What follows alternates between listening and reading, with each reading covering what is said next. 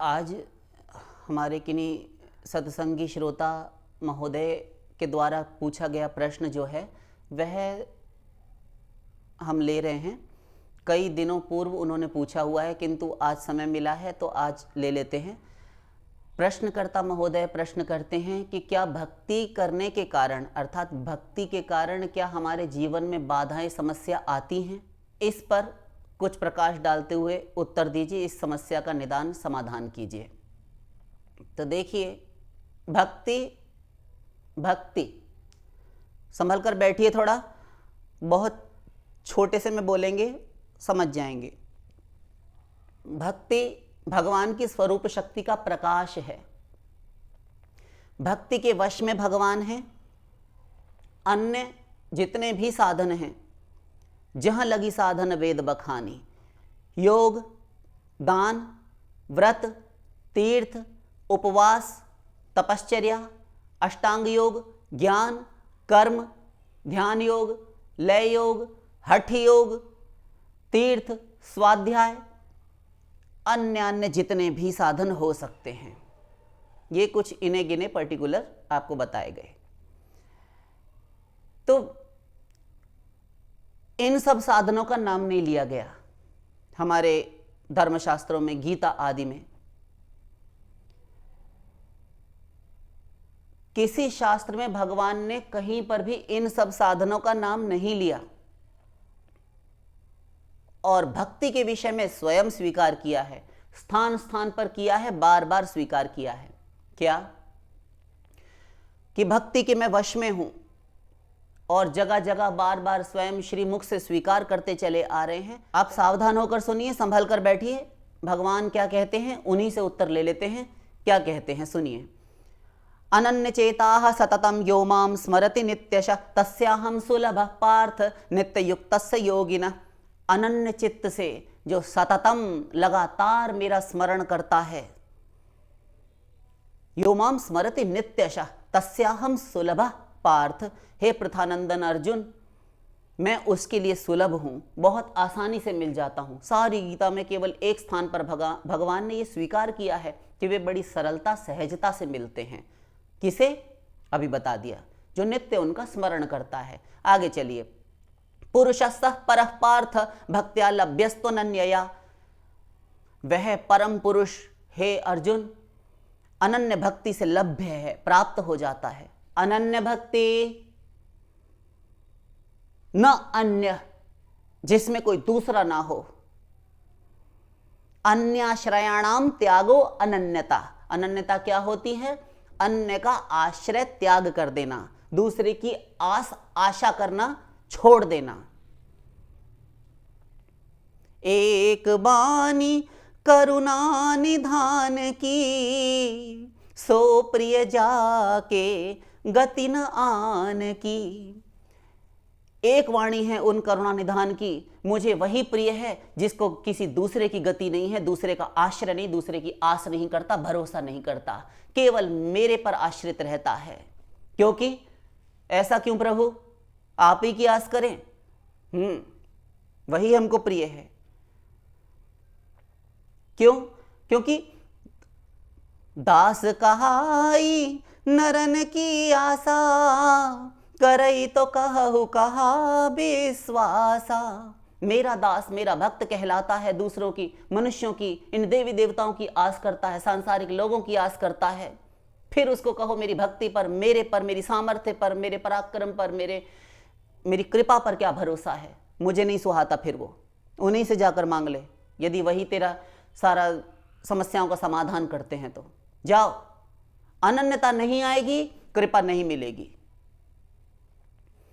फिर कहा माम च यो व्यभिचारेण भक्ति योगेन सेवते सगुणान समतीत्यैतान ब्रह्म भूयाय कल्पते। गीता, ये सारे श्लोक गीता के थे, ये रामायण जी की चौपाइयां थी। माम च यो अव्यभिचारेण, मेरी जो अव्यभिचारिणी भक्ति द्वारा उपासना करता है। अव्यभिचारिणी ये शब्द है तो इसका विपरीत शब्द भी होगा, अर्थात अव्यभिचारिणी तो व्यभिचारिणी। तो व्यभिचारिणी भक्ति होती है दुष्चरित्रा, जैसे स्त्री होती है कोई, तो व्यभिचारी व्यभिचारिणी स्त्री पुरुष तो ये कैरेक्टरलेस, यानी सब जगह सबसे संबंध रखते फिरे, उसको कहते हैं व्यभिचारी, व्यभिचारिणी। ऐसे ही अव्यभिचारिणी भक्ति, देवी देवताओं में भी ना हो, भूत प्रेत श्मशान भी चले गए, दरगाह पर भी चले गए, किसी वृक्ष पर भी मन्नतों के धागे बांध दिए, सब की आस कर रहे हैं, और घर वालों, अपने स्त्री पुत्र आदि की, अपने स्वजन संबंधियों की आस कर रहे हैं, अपने धन की आस कर रहे हैं, अपने रूप का, अपने ज्ञान का, अपने बल का, सब जगह हमको अभिमान रहता है। ये नहीं होना चाहिए। केवल भगवान के आश्रित होना, उनके बल पर, एक भरोसो एक बल, एक आस विश्वास, एक राम घन श्याम हित, चातक तुलसीदास। एक का भरोसा है, एक का बल, एक ही की आशा और एक का ही विश्वास, यह होना चाहिए। यह है अनन्यता।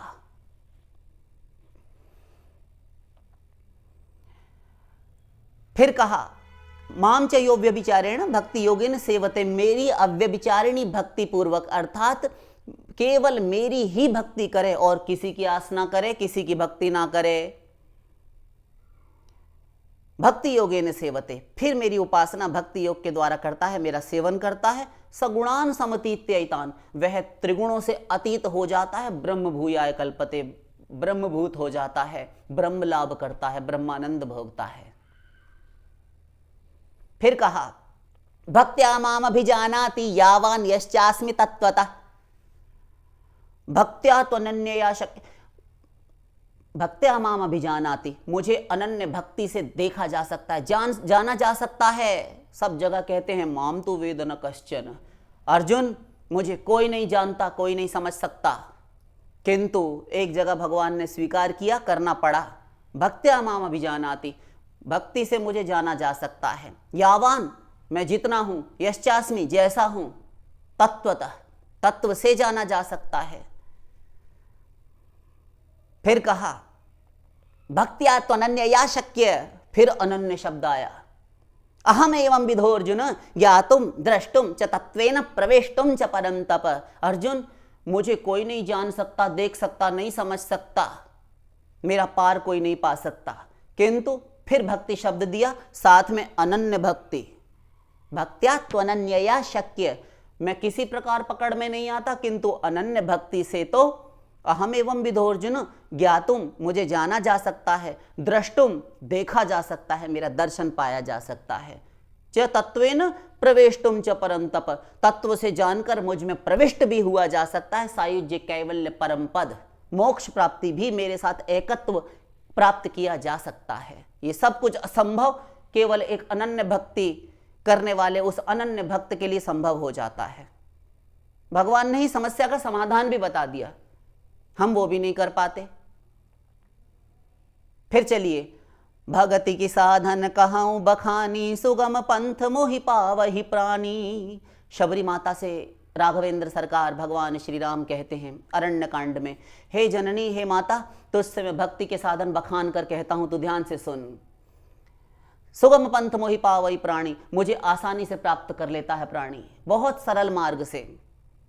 सरल सुखद मार्ग यह भाई, सरल मार्ग है और सुख देने वाला मार्ग है भक्ति मार्ग। कोटि प्रयासो असुर बालका हरे, रूपासने स्वे हृदय छिद्रवत्सता। भागवत, प्रहलाद जी ने कहा था असुर बालकों को उपदेश करके, अध्याय है, पढ़ लीजिएगा 6वें स्कंद में। हे असुर बालकों, हरि उपासना में कौन सी मेहनत है, परिश्रम है, प्रयास है, नित्य प्राप्त है भगवान। कहीं ढूंढने के लिए मंदिर तीर्थों में आना जाना नहीं है, नित्य प्राप्त हैं घर ही में।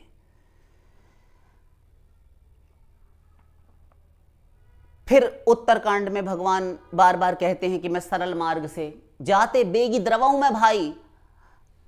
श्री राम गीता अरण्य कांड लक्ष्मण जी से कहते हैं, जिससे मैं बहुत शीघ्र द्रवीभूत हो जाता हूं, पिघल जाता हूं। सो मम भगति पुराण श्रुति गाई, मेरी भक्ति पुराणों और वेदों ने गाई है लक्ष्मण, इससे मैं बहुत शीघ्र पिघल जाता हूं। जो कोई भक्ति करता है, भक्ति रे वैनम नयति, भक्ति रे वैनम दर्शति, भक्ति रे वैनम गमयति, भक्ति वशः पुरुषो भक्ति रेव भूयसी। माठर श्रुति। भक्ति से ही भगवान भक्ति भगवान को पकड़कर खींच कर लाती है भक्त के पास। भक्ति भगवान के पास भक्त को ले जाने का कार्य करती है। भक्ति भगवान और भक्त को मिलाने का कार्य करती है। इस ब्रह्म और जीव का मिलन कराती है भक्ति। भक्ति से ही, भक्ति रेवैनम दर्शयति, भक्ति से ही भगवान का दर्शन साक्षात्कार होता है, जीव को भगवत लाभ होता है। भक्ति से ही भगवान प्राप्त किए जा सकते हैं। भक्ति वश पुरुषो, वह परम पुरुष भगवान भक्ति के ही वश में है। भक्ति रेव भूयसी, भक्ति ही समस्त साधनों के ऊपर चढ़ी हुई सिंहनाद कर रही है, गर्जना कर रही है और वह डिंडिम घोष कर रही है। भक्ति के सामने कोई साधन नहीं। ये तो सब भक्ति के आनुगत्य में भक्ति का मुख देखकर चलते हैं। जितने भी साधन हैं भक्ति को छोड़कर, भक्ति को इन सब से अलग रखना चाहिए। समान भी कोई नहीं है इसके। मोक्ष कारण सामग्र्याम भक्तिरेव गरीयसी, शंकराचार्य जी ने भी कहा मोक्ष प्राप्ति में सहायक हेतुभूत जितने साधन हैं, ज्ञान मार्ग, अन्य मार्ग, उन सब साधनों की अपेक्षाकृत भक्तिरेव गरीयसी, भक्ति ही सबसे अधिक शक्तिशाली है। भक्ति ही सब पर भारी है। भक्ति से सहज में मोक्ष प्राप्ति हो जाती है, भगवत प्राप्ति हो जाती है, शंकराचार्य जी कहते हैं। अब आपके प्रश्न के उत्तर पर आते हैं। तो ये सारे उदाहरण हो गए कि भक्ति कभी भी बाधक नहीं बनती। भक्ति मार्ग में बाधाएं जो आती हैं तो वे तो देखिए ऐसा है कि जो लोग आप अपने से हटाकर देखिए, भगवत भक्तों से, साधकों से हटाकर देखिए, जो साधना उपासना नहीं करते, जिन्हें भगवान नाम की क्या बलाए है, उससे कोई मतलब नहीं। भक्ति भजन क्या है, साधना क्या है, कोई मतलब नहीं। वे अपने स्त्री पुत्र कलत्र आदि में, अपनी घर गृहस्थी, संसारिक प्रपंच में, विषयों में, भोगों में आसक्त हैं और दिन रात खाने पीने में और सोने में, भोगने में ही व्यतीत कर रहे हैं। उन लोगों के जीवन में बाधाएं नहीं हैं, डिफिकल्टीज नहीं हैं, प्रॉब्लम्स नहीं हैं, सब कुछ है, सबके साथ सब कुछ है। नानक दुखिया सब संसारा, थोड़े थोड़े सब दुखी, सुखी राम का दास।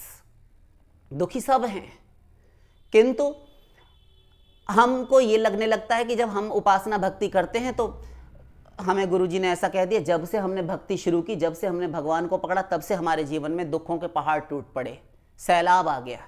ऐसा नहीं होता।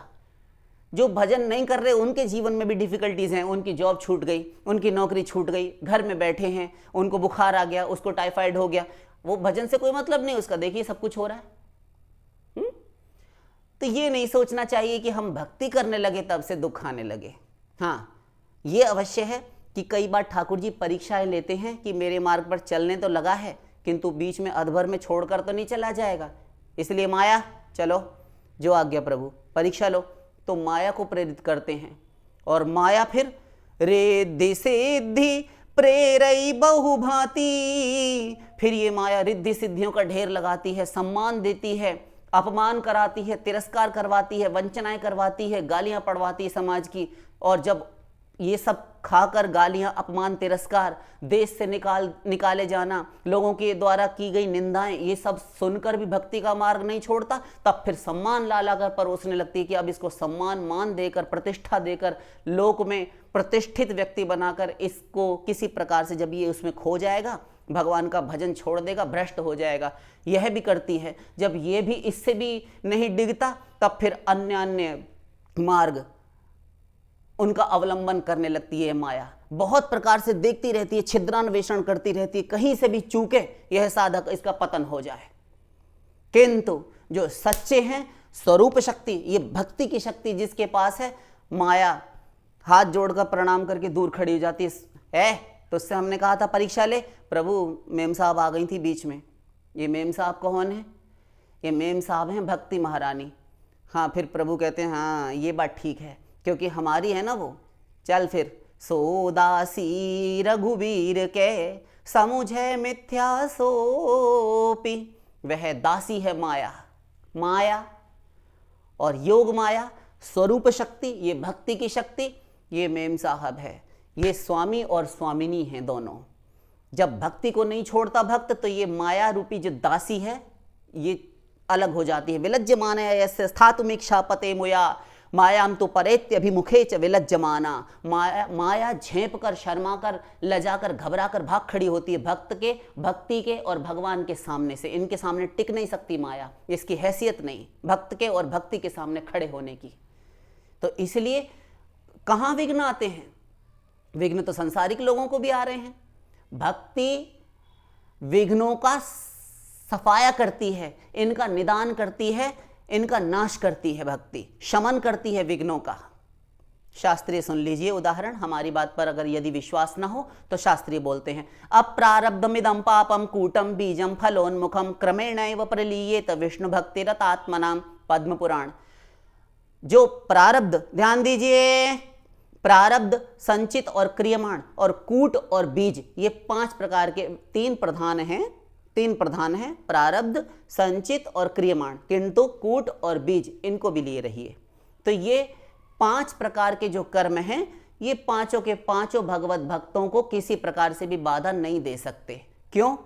इसलिए अभी बताया, क्योंकि उसके पास भक्ति का बल है, भक्ति की पावर है, स्वरूप शक्ति की पावर है। भजन बढ़ाता चले, किले में रहकर युद्ध करे, सुरक्षित रहे, भीतर प्रवेश नहीं कर पाएगी वह। अपने आप को नाम जप से, नाम जप रूपी सुदृढ़ किले में, साधना रूपी सुदृढ़ किले के भीतर रखकर अपने आप को सुरक्षित रखे, स्वयं सुरक्षित रहे।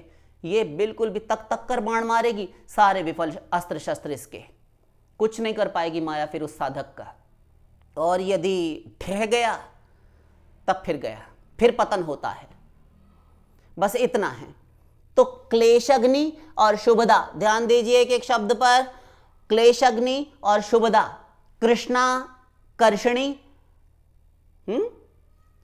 भगवान श्री कृष्ण को आकर्षित करके भक्ति, भगवान को आकर्षित करके भक्त के सामने लाकर खड़ा करती है, दर्शन कराती है भक्ति। अभी हम कह आए हैं पहले ही, भक्ति से दर्शन होता है भगवान का, आवागमन मिट जाता है, भगवत प्राप्ति हो जाती है। तो ये तो विघ्न निवारण कर रही है भक्ति। आप उस पर ब्लेम करते हैं उसको कि जब से भक्ति स्वीकार की तब से हमें कष्ट आना प्रारंभ हुआ, समस्याएं आई। ऐसा नहीं होता, कोई विघ्न नहीं आते। भक्ति विघ्नों की नाशक है, भक्ति विघ्नों का नाश करती है। क्लेशग्नि, क्लेशों का नाश करती है। और शुभदा, जिस समय से भक्ति करना कोई साधक प्रारंभ करता है उसी समय से उसका मंगल प्रारंभ हो जाता है। क्योंकि सीम की चापी सकई को उतासु, बड़ रखवार रमापति जासु। रमापति, लक्ष्मीपति भगवान जिसके बहुत रखवाले बने हुए हैं, उस भक्त की सीमा पर कौन चाप लगा सकता है, कौन जान सकता है कि उसकी कहां तक हैसियत है। न वासुदेव भक्ता नाम अशुभम विद्यते क्वचित। महाभारत। वासुदेव भगवान के भक्तों का कभी भी अशुभ, अनिष्ट, अमंगल नहीं हो सकता। तो निश्चिंत रहना चाहिए। भक्ति क्लेशों को नाश करती है, विघ्नों का नाश करती है, प्लस शुभदा है, शुभ ही शुभ करती है, मंगल विधान करती है। भक्त का कभी अनिष्ट अमंगल हो ही नहीं सकता। समझ गए? और भक्ति से विघ्न आएंगे कैसे फिर? और ये सब फालतू की बातें हैं, इन सब चक्करों में मत पड़िए, व्यर्थ की लल्लो चप्पो मत कीजिए कि इसलिए विघ्न आ रहे हैं। माँ बाप, बेटा, स्त्री, पति, यार, दोस्त, मित्र, पैसा, घर गृहस्थी, ये कोई बाधा नहीं दे सकता। माता पिता हैं, स्वजन संबंधी हैं, ठीक हैं, उनको अपने रहने दीजिए। उन सब की सेवा यथासाध्य आपसे जितनी होती है अवश्य कीजिए, खिलाफत मत कीजिए। बस इनको मन मत दीजिए। शरीर से ही ये आप अपना काम चाहते हैं, आपसे आपका शरीर ही चाहते हैं, किसी को भी आप मन मत दीजिए। संसार का काम, संसार के लिए जितना भी आप शरीर दे सकते हैं दीजिए, और संसार का काम, शरीर के नातेदारों का काम शरीर से कर दीजिए, ये प्रसन्न रहेंगे। पिताजी का चश्मा टूट गया, पिताजी ने आपको 4 दिन हो गए बनवाने के लिए कहा है, और आप कहें कि क्या पिताजी हम आपसे मन से इतना प्रेम करते हैं, देखिए हमारे हृदय में आपके लिए कितना प्रेम है मन में। अरे तो चश्मा तो बनवा कर ला दे। अरे क्या उससे गाड़ी लेकर जाना पड़ेगा, बाजार जाएं और फिर बनवा कर लाएं। मन से प्रेम देखिए हम कितना करते हैं, पिताजी का पारा हाई हो जाएगा। तो वो शरीर चाहते हैं आपका, मन आपका कोई नहीं देखता। तो बस इतना ही, इतनी सी फिलॉसफी, इतना सा सिद्धांत, इतनी सी बात किसी के समझ में नहीं आई। सब उल्टा ले बैठते हैं कि ये तो ऐसा कहते हैं कि घर का त्याग कर दो, किसी से प्यार ही मत करो। अरे प्यार का मतलब संसार को शरीर दिए रही है आप, आपको कौन मना करता है?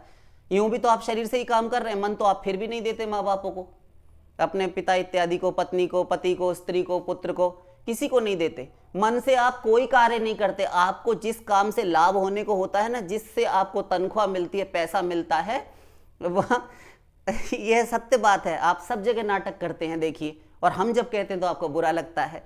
आप सबको नहीं लगता, जो समझते हैं वो समझ जाएंगे। आप हमारी बात समझिए। आप ऑफिस में बैठे हैं, आपको पता है कि महीने पे हमको 50,000 मिलेगा, और फिर भी आप मन से नहीं कर रहे होते, बेमन से ही निपटे, कब खत्म हो, ये फाइल तैयार करके देनी है, आएगा तो बकबक करेगा, गुस्सा आता है हमको इस पर, अपने बॉस पर, जी करता है एक झापड़ लगावें इसको, खुद तो आता है 12 बजे, हमसे कहता है कि 10 बजे क्यों नहीं आए। तमाम बातें हैं, सबकी सुननी पड़ती है, तो बेमन से ही कर रहे हैं आप, लेकिन फिर भी आपको पैसा मिलता है। फिर भगवान की भक्ति आप मन से करेंगे तो आपको लाभ नहीं मिलेगा। सोचिए, भगवान के यहाँ धांधली नहीं होती, अंधेर खाता नहीं है। तो संसार में आप शरीर दिए रहिए, सबकी सेवा कीजिए, सबको संतुष्ट रखिए, लड़ाई झगड़ा मत कीजिए घर परिवार में, वरना आपने एक शब्द बोला तो 4 वहां से मिलेगा, आपको पिंच करेगा, आपका मूड ऑफ होगा, तो भक्ति कब करेंगे? फिर शिकायत लेकर आएंगे कि ऐसे हो गया आज। प्रॉब्लम आप खुद तैयार करते हैं, भक्ति को दोष देते हैं कि भक्ति क्लेश करती है, विघ्न करती है। भक्ति महादेवी विघ्नों का सफाया करती हैं, नाश करती हैं। ठीक, तो ये सब तो लगे रहेंगे, और गलती अपनी होती है, उसको सुधारना चाहिए, उसका परिष्कार करना चाहिए, खुद को संभालना चाहिए, दृढ़ता से भजन करते रहिए, भक्ति विनाश करेगी सारे विघ्नों का। आशा करते हैं आप समझ गए होंगे। शेष फिर वृंदावन बिहारी लाल की।